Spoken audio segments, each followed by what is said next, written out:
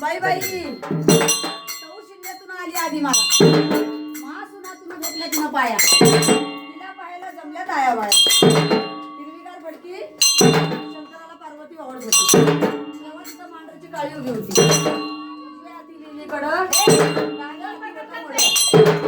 म्हणती मसान तू जादूगरणी म्हटलं खेळ त्या काळीची अवतारी सुटला तारा त्या काळूबाईचा नवला चेडा जाऊ दे म्हटली आई ज्याची त्याची पिढा त्या करवंदीची जाळी धडा बोलते मांडरच्या काळूबाईचं